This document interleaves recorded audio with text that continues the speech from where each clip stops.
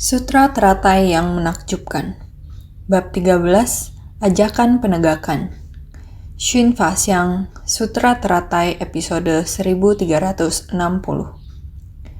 Kilas balik pada semua bab, ajakan agar menegakkan dan menyebarluaskan. Orang-orang yang menekuni dan mempraktikkan ajaran Buddha, para makhluk yang tercerahkan hendaknya memurnikan pikiran agar batin leluasa dan membangkitkan ikrar bodhi. Menjernihkan batin melatih 3 kebijaksanaan dan 4 kebenaran mulia. Menegakkan 3 latihan tanpa kebocoran bersama dengan tatata. Bersungguh hatilah. Kita adalah orang yang menekuni dan mempraktikkan ajaran Buddha. Setiap orang harus membangkitkan tekad dan membangun ikrar untuk menjadi bodhisattva. Bodhisattva adalah para makhluk yang tercerahkan. Makhluk yang tercerahkan adalah bodhisattva. Oleh karena itu, bodhisattva di dunia, orang yang membangkitkan tekad luhur dan menjalankan praktik agung, bersedia masuk ke kerumunan orang banyak untuk membimbing dan menyadarkan para makhluk. Membimbing para makhluk adalah dengan dharma yang kita ketahui, yang telah kita sadari. Dharma yang telah kita ketahui dan sadari, kita segera berbagi dengan semua orang. Kehidupan manusia penuh dengan penderitaan. Oleh karena itu, memiliki banyak kerisauan. Makanya, memerlukan dharma untuk melenyapkan kerisauan kita. Bagaimana seharusnya kita membina diri? Membina diri untuk menghapus kegelapan batin, kerisauan yang terbentuk dan berlipat ganda. Maka kita harus berbagi pengalaman kita dengan semua orang. Ini disebut membimbing dan menyadarkan para makhluk. Batin mereka dalam kebingungan. Batin dipenuhi kerisauan dan ketidaktahuan. Bagaimana kita dapat menjelaskan kepada mereka supaya dapat menghapus kerisauan mereka? Kebingungan. Mengubah kebingungan menjadi kesadaran. Ini adalah orang di dunia yang membangkitkan tekad luhur dan membina praktik bodhisattva. Disebut sebagai makhluk yang tercerahkan. Di dunia dapat membimbing dan menyadarkan orang-orang karena kita telah membangkitkan tekad. Maka hendaknya memurnikan pikiran agar batin leluasa dan membangkitkan ikrar bodhi. Kita harus melenyapkan kerisauan. Jika kita adalah makhluk awam yang kebingungan di masa lalu, namun dengan mempraktikkan ajaran Buddha, kita tahu dan telah paham. Karena kita tahu dan paham, maka kita harus mempraktikannya. Dalam setiap pikiran kita harus membina diri. Bagaimana supaya kebingungan dan kerisauan kita dapat sepenuhnya dimurnikan? Semuanya dicuci hingga bersih. Dengan apa mencucinya? Air Dharma. Dengan air Dharma mencuci niat dan pikiran kita. Kerisauan dan kegelapan batin. Ini artinya kita telah melatih dan mempelajari Dharma Sang Buddha. Kita seharusnya memiliki air Dharma untuk mensucikan hati kita. Pikiran kita telah dimurnikan. Kita tidak perlu lagi menanggung begitu banyak kerisauan dan kegelapan batin dunia yang menjerat kita. Sangat leluasa, nyaman dan leluasa. Ini di dalam ikrar agung bodhicitta. Kita membangkitkan tekad dan membangun ikrar. Ikrar telah dibangun. Tentu saja batin kita harus leluasa. Membangkitkan tekad demi dunia. Tentu saja setiap orang dari kita memiliki keluarga. Dan keluarga setiap orang, kita harus menjaga keluarga dengan baik dan menjaga diri dengan baik. Anggota keluarga, kita harus membimbingnya, bukan hanya makan kenyang sebanyak 3 kali, membuat mereka bahagia. Di kehidupan yang membingungkan seperti ini, bukan hanya demikian. Selain di dalam kehidupan tanpa kekurangan, kita harus membuat batin mereka dapat mengarah ke jalan kebenaran. Mengerti akan berpuas diri, mengerti untuk penuh pengertian. Anggota keluarga kita juga dapat memahami akan hal ini. Kita sendiri penuh pengertian, menghapus keserakahan, kebencian, kebodohan. Ini adalah seseorang yang berpuas diri, dan juga seseorang yang penuh pengertian. Kita memahami untuk berpuas diri, kita memahami untuk penuh pengertian, agar anggota keluarga kita juga mengetahui, dimulai dari keluarga kecil kita, tersebar hingga ke lapisan masyarakat. Masyarakat aman dan tentram, barulah keluarga dapat aman tentram. Bukan hanya keluarga, masyarakat, seluruh dunia. Tersebar hingga seluruh dunia. Setiap orang dapat hidup aman dan tentram. Setiap orang dapat berpuas diri dan penuh pengertian. Dalam hal ini diperlukan Dharma Sang Buddha. Oleh karena itu, kita harus membangkitkan tekad dan berikrar. Dharma Buddha harus disebarluaskan ke seluruh penjuru dunia, agar semua orang dapat mengerti, menerapkannya di tengah orang banyak dan para makhluk hidup di dunia. Segala macam penderitaan, selain kerisauan dan kegelapan batin yang ada dalam batin, yang menciptakan begitu banyak kesulitan untuk diri kita sendiri, juga akan menyebabkan kekacauan di dalam masyarakat, serta kekeruhan di seluruh dunia. Hal tersebut merupakan bencana alam dan musibah akibat ulah manusia itu sendiri. Ini semuanya adalah disebabkan oleh manusia, seperti kebakaran padang rumput yang berawal dari sebuah percikan api. Lihat saja apa yang kita bahas setiap hari. Saat ini terdapat banyak negara di dunia yang dilanda kebakaran hutan. Terjadi di banyak negara saat ini. Tahun 2017 terjadi kebakaran di Amerika Serikat. Sekarang di Chili, sekarang di Australia, dan seterusnya. Kebakaran hutan yang begitu merah membara terus menyala, dan telah berlangsung untuk waktu yang sangat lama. Sudah selama beberapa bulan, beberapa minggu. Di bagian ini telah dipadamkan, di bagian lain api menyala lagi. Pemerintah negara setempat menangkap beberapa orang, belasan orang yang melakukan pembakaran tersebut. Manusia sangatlah kecil, tapi bagaimana mereka bisa menyebabkan area yang begitu luas? Beberapa ratus ribu hektar tanah menjadi lautan api. Hanya karena beberapa orang saja, dengan percikan api yang kecil saja, telah membakar area yang begitu luas. Oleh karena itu dikatakan hati manusia menyebabkan begitu banyak bencana. Seperti inilah yang terlihat. Kondisi batin seperti apa yang dimiliki orang-orang ini. Itu adalah rintangan karma batin, kegelapan batin dan kerisauan yang menyebabkan semuanya terjadi. Bila semua orang dapat disucikan, dengan sendirinya semua orang dapat berpengertian dan berpuas diri. Tentu tidak ada keserakahan, kebencian, kebodohan batin, keangkuhan, dan keraguan. Kelima rintangan ini, serta kerisauan dan ketidaktahuan. Sekarang ada banyak sekali pengungsi yang melarikan diri ke berbagai negara. Mengapa ini bisa terjadi? Adalah sama karena pola pemikiran dari sekelompok kecil manusia menyebabkannya menjadi tidak terkendali. Hal ini telah menarik perhatian dunia internasional. Demi para pengungsi ini, apa yang bisa dilakukan oleh negara-negara ini agar dapat meredakan peperangan ini? Di dunia internasional, Persoalan ini sudah berulang kali muncul dan tenggelam.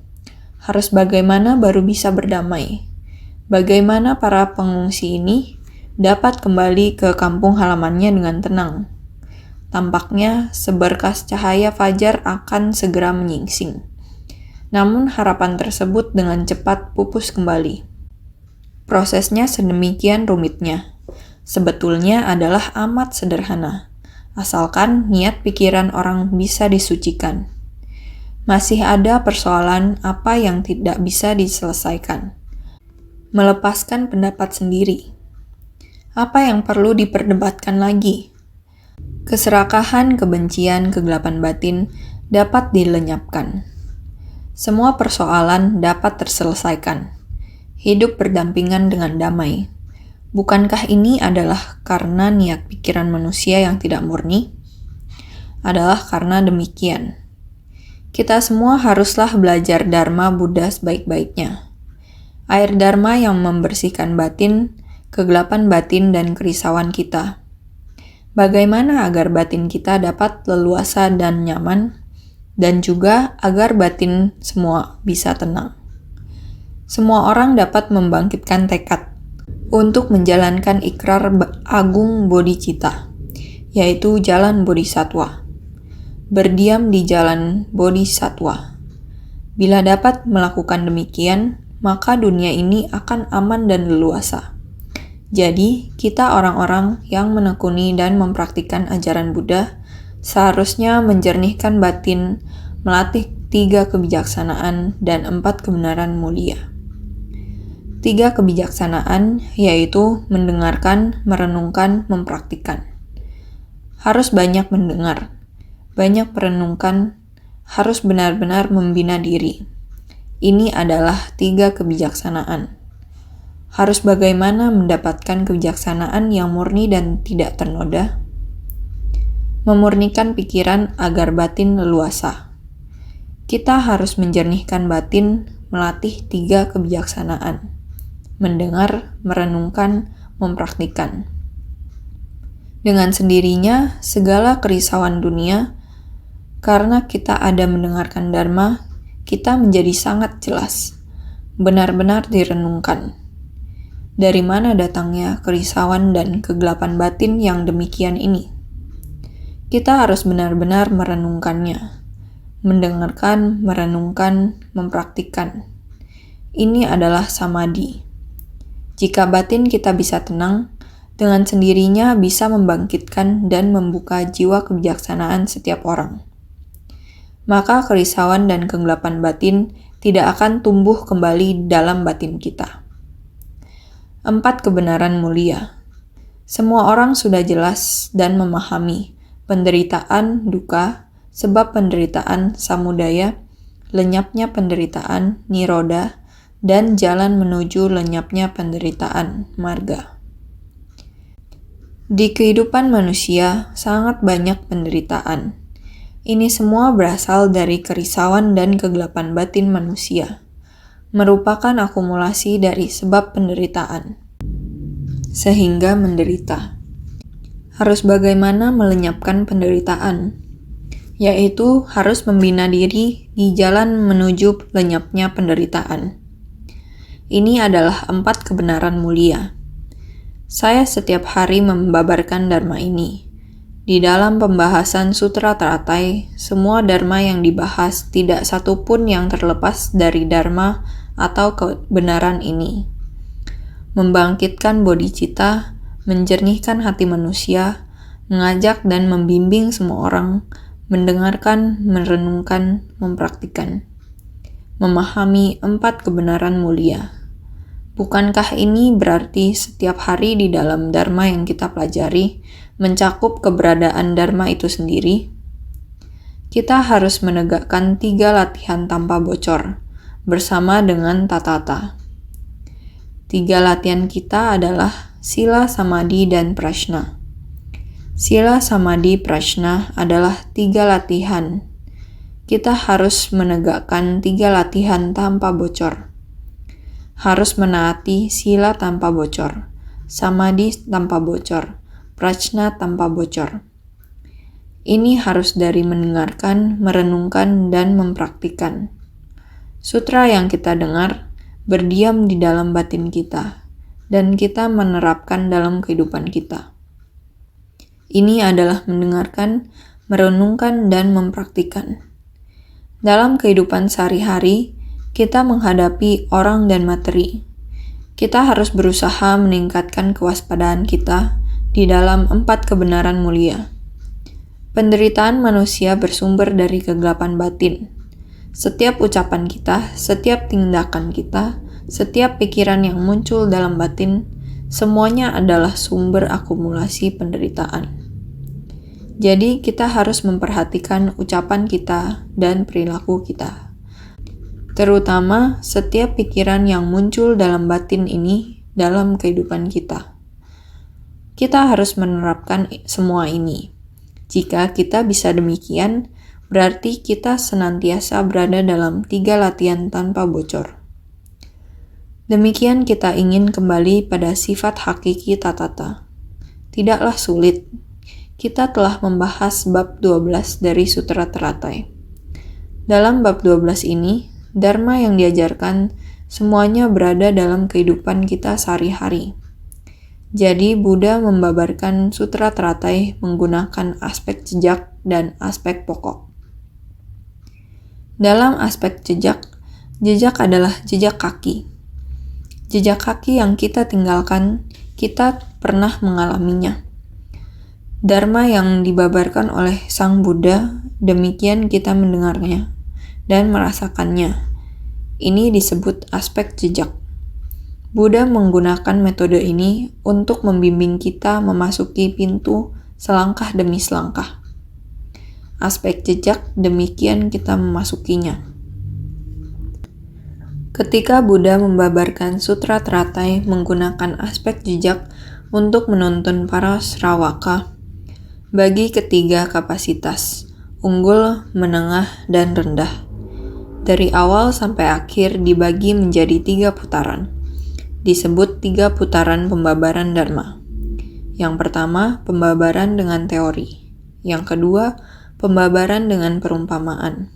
Dan yang ketiga, pembabaran dengan kehidupan dari para Buddha masa lampau. Dimulai dari membimbing Sravaka, Sang Buddha menjelaskan, suara yang keluar dari mulutnya orang yang mempelajari agama Buddha adalah melalui suara yang masuk melalui telinga, sehingga disebut Sravaka. Di antara murid Sang Buddha, jumlah paling banyak adalah yang mendengarkan Dharma melalui telinga, sehingga Dharma baru dapat terserap ke dalam batin. Ibaratnya sama seperti memasuki pintu.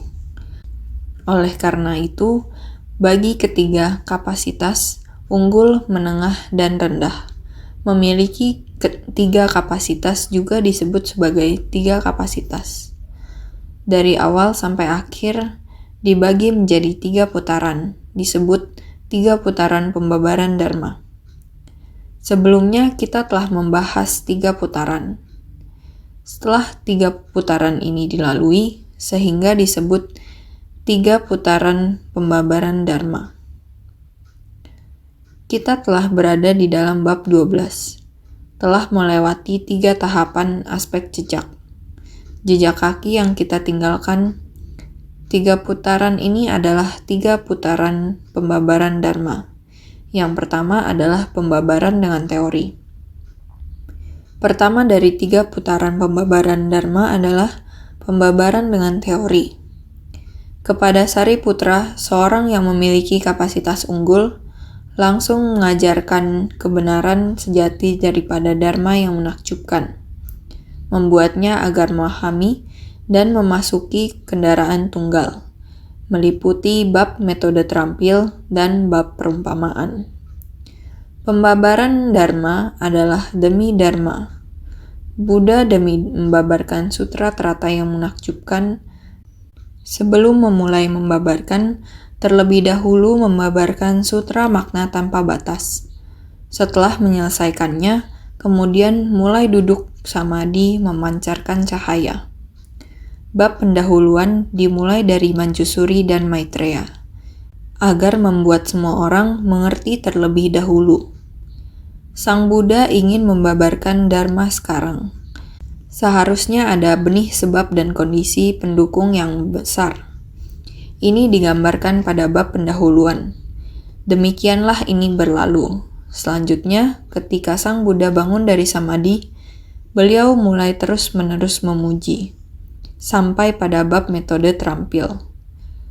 Terus memuji kebijaksanaan Buddha yang sangat mendalam, halus dan menakjubkan. Juga harus membimbing semua orang, agar memiliki keyakinan yang dalam terhadap kebijaksanaan. Buddha yang sangat mendalam, halus, menakjubkan, sampai pada bab perumpamaan. Beliau juga menggunakan berbagai metode untuk menggunakan perumpamaan. Sariputra akhirnya dapat memahaminya, memahami Dharma yang dibabarkan oleh Sang Buddha. Sutra teratai akan segera dimulai. Ini sangat-sangat mendalam. Harapan mendasar dari Sang Buddha, ajaran kebenaran sejati yang menakjubkan, harus dimulai dengan demikian, sehingga Sariputra seorang diri dapat menghayati Dharma yang telah dibabarkan oleh Sang Buddha. Jadi, Sariputra adalah orang yang memiliki kapasitas unggul, langsung membabarkan kebenaran sejati dari Dharma menakjubkan, memahami bahwa Sang Buddha akan membabarkan kebenaran sejati dari Dharma menakjubkan. Langsung memasuki Dharma menakjubkan ini, Sariputra telah menghayatinya. Maka dia memahami dan memasuki satu kendaraan. Sariputra seorang diri, di antara begitu banyak para Sravaka, hanya Sariputra.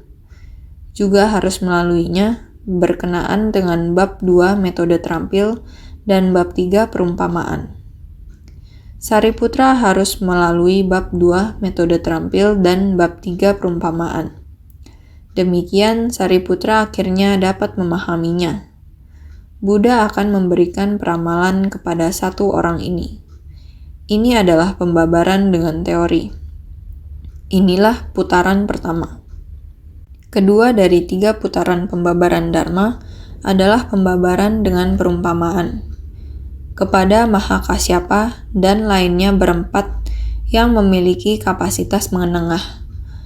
Mengajarkan perumpamaan dari 3 kereta, membuat mereka agar memahami dan memasuki kendaraan tunggal. Meliputi 4 bab, terdiri atas bab perumpamaan, bab keyakinan dan pemahaman, bab perumpamaan tanaman obat, dan bab memberikan peramalan. Pembabaran dengan perumpamaan adalah Kasyapa, Maudgalyayana, Subhuti, Katyayana, keempat murid utama ini. Pada akhirnya, setelah melewati bab pembabaran dengan perumpamaan, mereka dapat memahami. Ini adalah orang dengan kapasitas menengah. Setelah orang dengan kapasitas menengah dapat menghayatinya, Sang Buddha menggunakan metode perumpamaan, menjelaskan 3 kereta, yaitu kereta kambing, kereta rusa, kereta lembu putih besar. Dengan perumpamaan ini, sehingga keempat murid ini dapat memahaminya. Sang Buddha menghapus ajaran 3 kendaraan, dan kembali kepada ajaran kendaraan tunggal.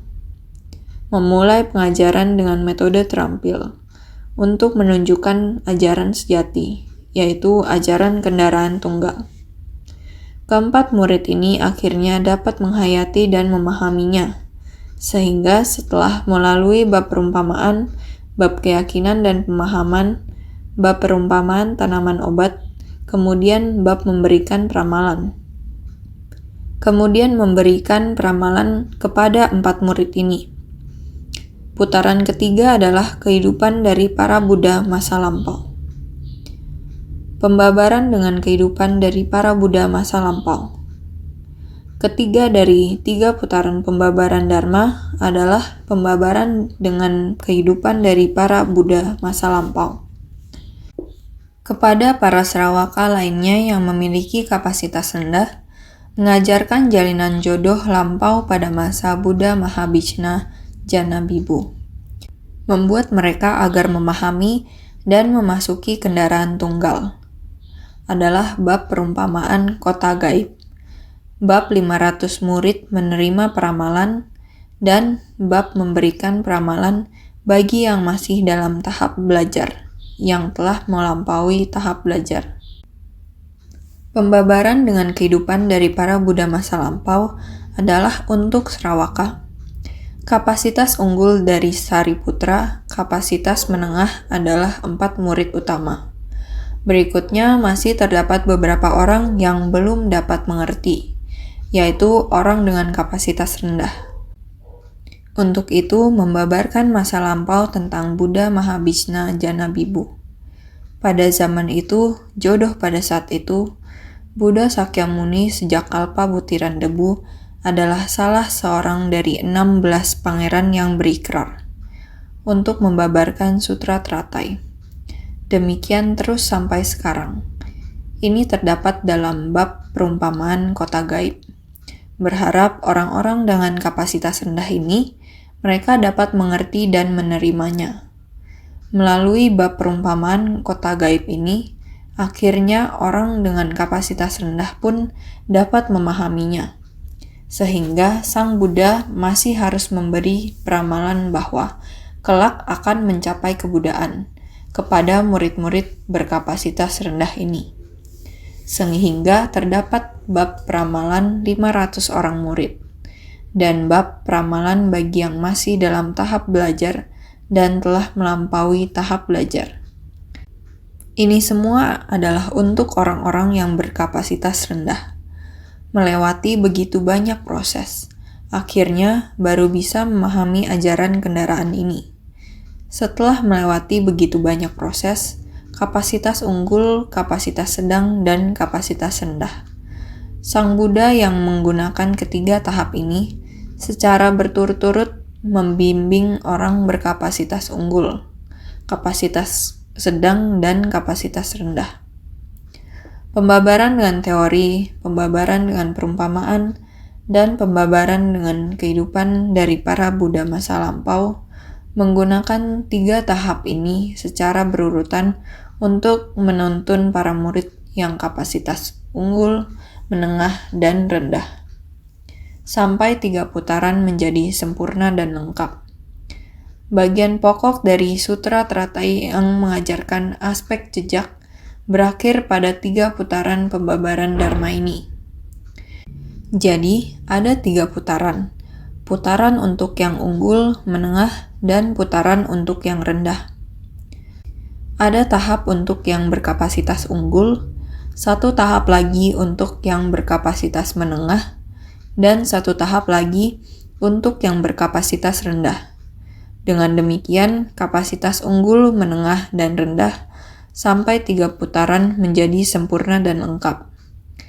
Adalah di puncak burung nasar para murid Sang Buddha. Para praktisi dibagi menjadi 3 tahap berdasarkan kapasitas mereka. Sang Buddha membabarkan Dharma kepada mereka. Jadi bagian pokok dari Sutra Teratai yang mengajarkan aspek jejak adalah demikian. Diselesaikan dalam 3 putaran pembabaran Dharma. Inilah bagian pokok. Ini diselesaikan melalui 3 putaran pembabaran Dharma.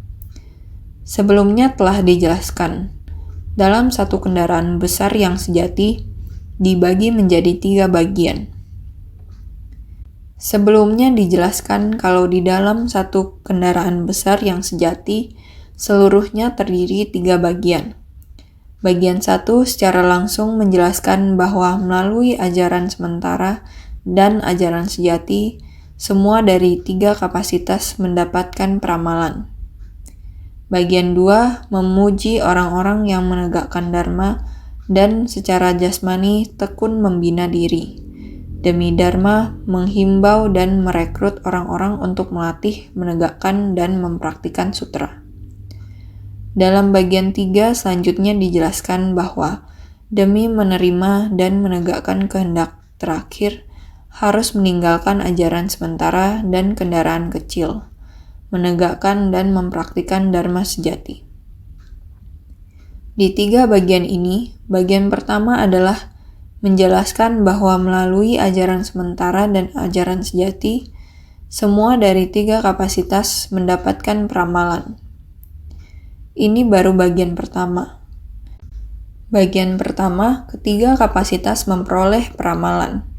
Sangat jelas, bagian pertama mencakup bab metode terampil, bab perumpamaan, bab keyakinan dan pemahaman, bab perumpamaan tanaman obat, dan bab memberikan peramalan.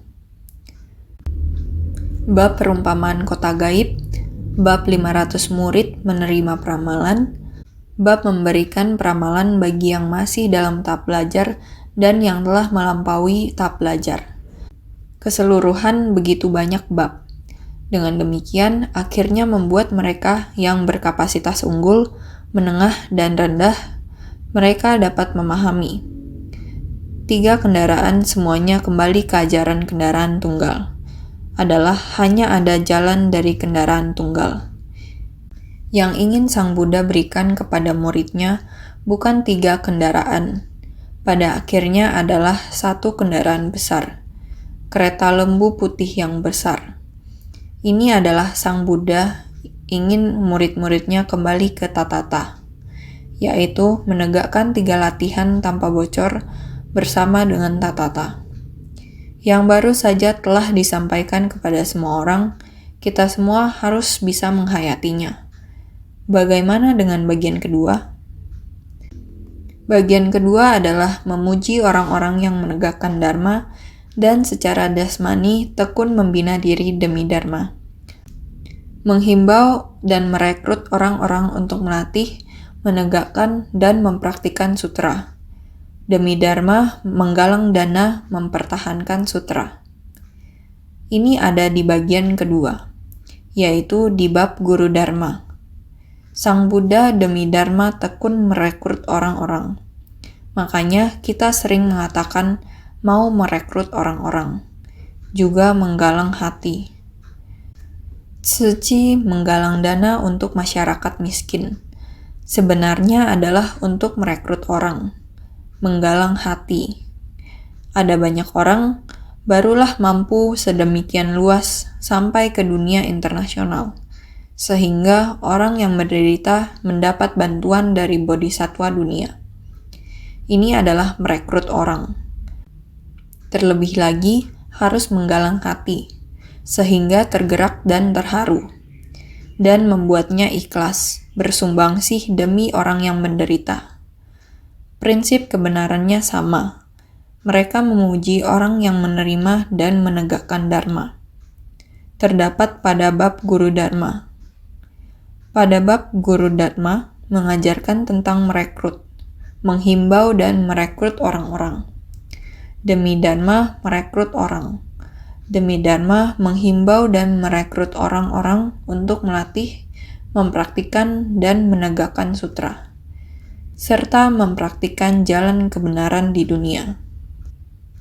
Ini ada di bab guru dharma dan bab kemunculan stupa mustika. Bab kemunculan stupa mustika tentang Buddha. Buddha kuno, yaitu Buddha Prabhuta Ratna. Masa lalunya belum membabarkan sutra teratai. Ini adalah salah satu penyesalannya. Maka dia membuat tekad dan berikrar bahwa setelah dia memasuki nirvana, maka keseluruhan tubuhnya akan masuk ke dalam stupa mustika. Dimanapun sutra teratai dibabarkan, stupa mustika akan muncul menjadi saksi. Bab kemunculan stupa mustika bertujuan untuk menjadi saksi bahwa sutra teratai adalah raja dari segala sutra, merupakan sebuah dharma sejati dan juga satu ajaran kendaraan besar. Bab selanjutnya yaitu bab Dewadatta.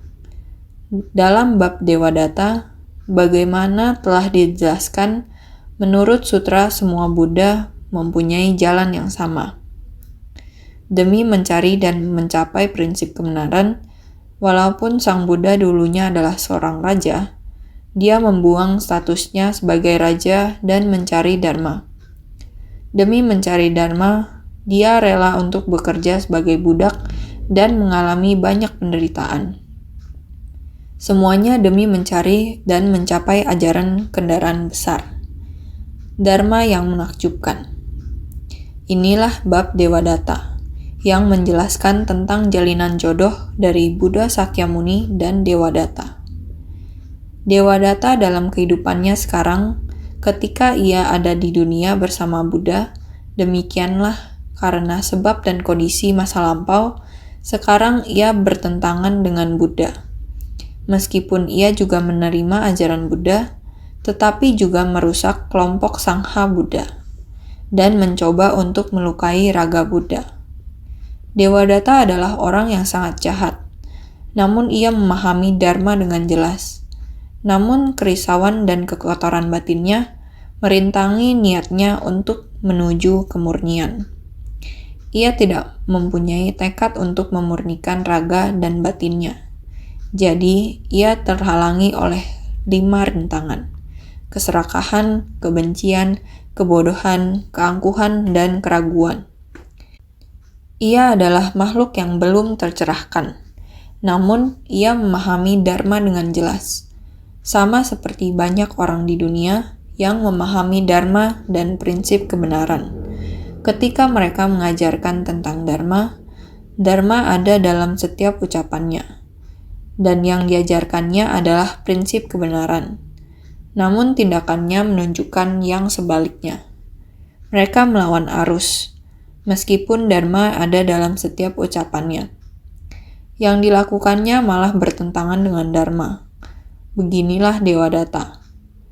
Karena ini, dalam kehidupan itu, ia jatuh ke neraka. Dan ketika ia masih hidup dan bernafas, bumi terbelah.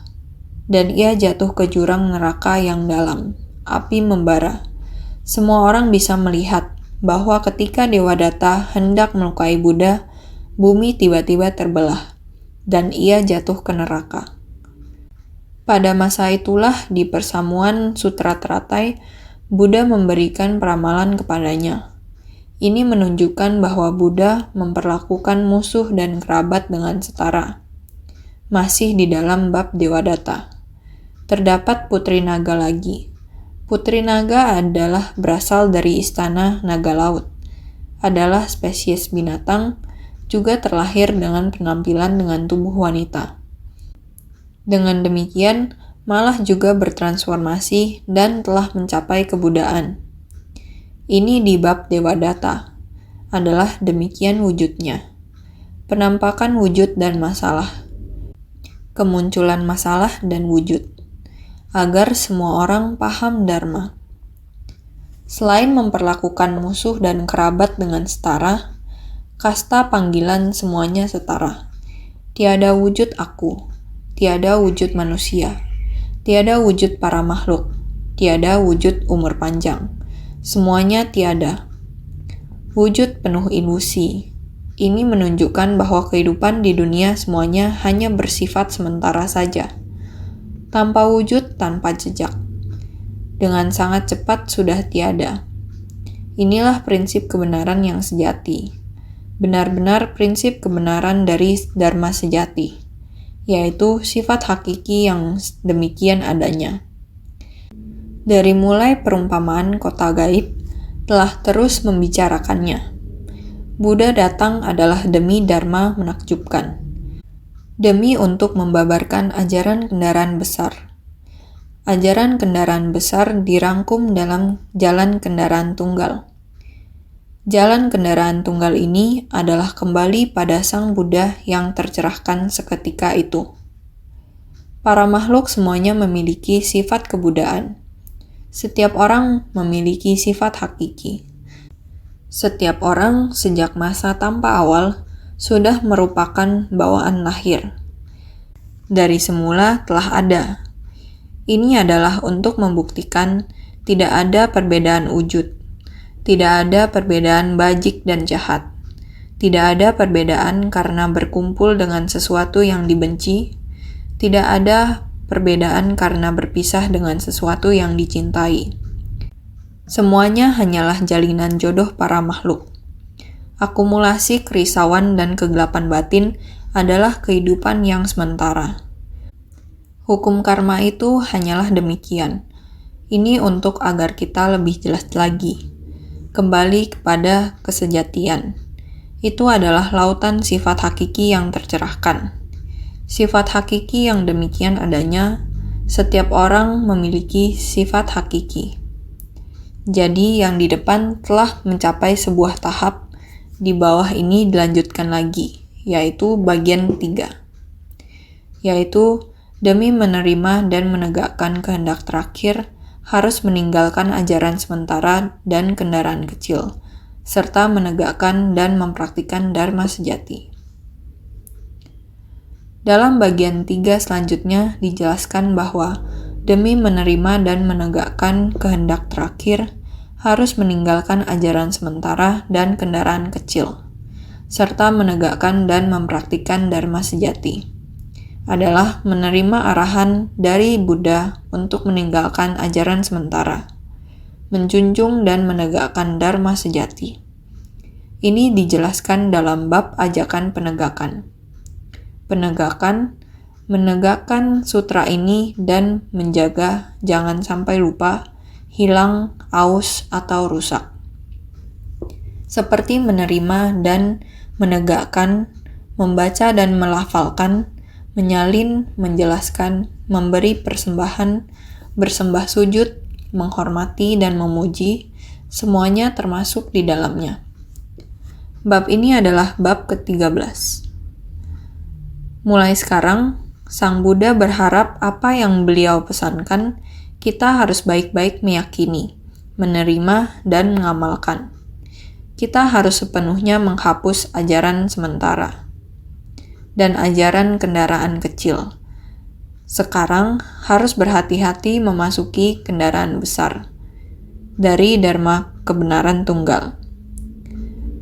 Kita bukan hanya meninggalkan yang kecil, kita masih harus meyakini, menerima, dan mengamalkan dharma dari kebenaran tunggal. Ini dinamakan demi menerima dan menegakkan kehendak terakhir. Ajaran Buddha. Misi yang Sang Buddha berikan kepada kita. Oleh karena itu, harus meninggalkan ajaran sementara dan kendaraan kecil, serta menegakkan dan mempraktikkan dharma sejati. Ini adalah apa yang sekarang akan dilanjutkan. Apa yang akan dibabarkan yaitu bab ajakan penegakan. Sekarang Sang Buddha mulai akan membabarkan kepada kita. Jadi, dijelaskan dalam bab ajakan penegakan. Itu adalah menegakkan sutra ini. Sutra ini adalah Sutra Teratai. Sutra Teratai adalah raja dari segala sutra. Adalah ajaran menakjubkan yang sangat mendalam, halus, menakjubkan dan berkesinambungan. Jadi, kita harus sangat bersungguh hati untuk menerima dan menegakkan sutra ini.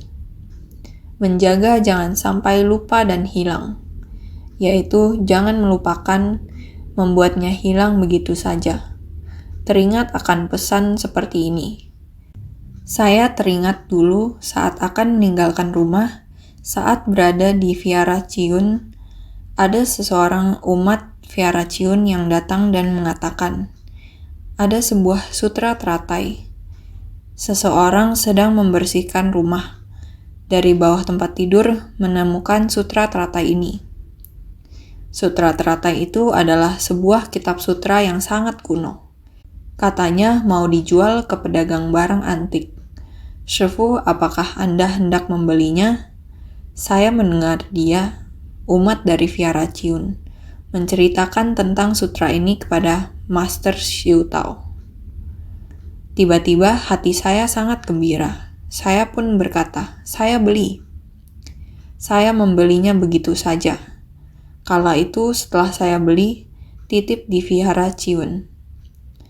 Saat akan meninggalkan rumah, saya mengatakan kepada Master Xiu Tao, kitab sutra saya itu tolong dibawa. Itulah yang sekarang mengikuti saya terus sampai sekarang. Kitab sutra ini masih berada di sisi saya. Benar, jangan sampai menyebabkan kitab sutra rusak.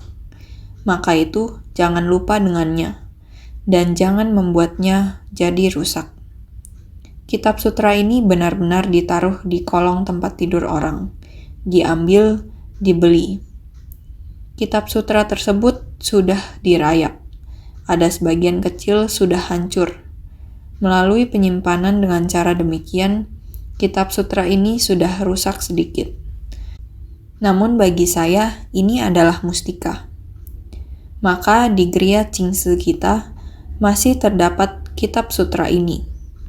Ketika membaca naskah bagian ini, saya merasa sangat beruntung saat itu. Bersit niat itu seperti jalinan jodoh yang tak terlihat. Sutra teratai yang saya babarkan sekarang adalah bersumber dari kitab sutra itu. Maka, seperti menerima dan menegakkan, artinya kita harus menerima dan menegakkan kitab sutra ini, sesuai dengan dharma. Membaca dan melafalkan, menyalin, menjelaskan, memberi persembahan, bersembah sujud, menghormati dan memuji, dan lain-lain. Semuanya ini sebelumnya pada bab Guru Dharma sudah dijelaskan. Sekarang pada bab ajakan penegakan berikut ini, yang mana adalah bab ke-13. Bab-bab sebelumnya menjelaskan tentang kondisi, praktik dan buah pencapaian dalam tingkatan kendaraan tunggal. Jadi, bab ajakan penegakan ini adalah guna menyebarluaskannya, juga menghibau untuk merekrut orang-orang untuk menegakkan dan mempraktikannya. Dari 12 bab sebelumnya telah menjelaskan tingkatan kendaraan tunggal. Tentang tingkatan di dalam kendaraan tunggal, kondisi, praktik, dan buah pencapaian, proses yang lalu adalah praktik. Harus bagaimana melakukan praktik. Sehingga bab ini, bab ajakan penegakan adalah menyebarluaskan, yakni bagaimana agar kitab sutra ini bisa tersebar luas sehingga Dharma Sutra Teratai yang menakjubkan ini bagaimana agar senantiasa berkesinambungan tanpa henti, terus-menerus disebarkan dan diwariskan. Sebelumnya, di dalam kendaraan tunggal sejati sudah disebutkan bagaimana melatih dan bagaimana mempraktikkan. Apa hasilnya? Ini kita sudah mulai membahasnya. Sampai tahap ini, kita harus bagaimana melindungi dan menegakkan. Bagaimana menyebarluaskan. Ini adalah yang di kemudian hari sangat penting bagi kita untuk dipahami. Inilah menyebarluaskan. Bahkan bukan hanya menyebarluaskan, juga harus menghimbau dan merekrut orang-orang untuk menegakkan dan mempraktikkan sutra ini. Harus sangat jelas akan makna utama ini. Ini yang akan dibahas selanjutnya di bab ajakan penegakan. Saudara sekalian, mendengar Dharma bukan hanya dengar dan berlalu saja. Mendengar Dharma harus selalu diserap ke dalam batin. Harus mengulang apa yang kita pelajari. Kalau tidak, kita sudah mendengar 12 bab, sekarang sudah akan memulai dengan bagaimana agar sutra ini dapat diterapkan di dunia. Agar orang-orang di dunia dapat membangkitkan hati sukacita. Mempraktikkan dalam tindakan nyata. Bahkan sampai ribuan musim gugur dan ratusan generasi tidak pernah terputus seperti ini. Menegakkan Dharma, menerapkannya, menyebarluaskannya. Ini sangat penting sekali. Makanya kita harus baik-baik berlatih dan belajar.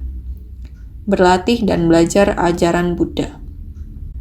Menjadi orang yang memiliki cinta kasih berkesadaran. Mengulang yang baru saja dibahas. Kondisi batin kita harus memurnikan pikiran agar batin leluasa dan membangkitkan ikrar bodhi. Kita sekarang harus sudah mempersiapkan diri. Kita semua harus dengan pikiran yang terang. Pikiran harus senantiasa sangat jelas. Harus baik-baik dengar, merenungkan, dan mempraktikkan. 3 kebijaksanaan. Senantiasa dalam kehidupan sehari-hari harus menghayati 4 kebenaran mulia. Kita harus sangat jelas mengingatnya dengan baik, mengingat yang terjadi dalam kehidupan sehari-hari, sila, samadhi, dan kebijaksanaan. 3 ajaran tanpa kebocoran. Barulah kita mampu benar-benar menjadi murni, kembali ke sifat hakiki tatata kita. Ini kita harus bersungguh hati, sudah demikian banyak. Bagian pokok yang sangat penting, kita harus mengulang sejenak. Ini ada di bab kemunculan stupa mustika. Sang Buddha mengatakan, para Buddha belahan raga harus dikumpulkan kembali, harus mengumpulkan belahan raga. Buddha akan sampai di tempat. Ini artinya semua dharma yang diajarkan Buddha harus direview, mengumpulkannya kembali, harus mengulangnya kembali, agar dharma ini dapat kembali pada tempatnya. Sama seperti yang barusan, membantu semua orang mengingat kembali. Ini adalah dharma kembali ke tempatnya, agar semua orang yang dapat kembali mengerti. Jadi, berharap semua orang dapat senantiasa lebih bersungguh hati.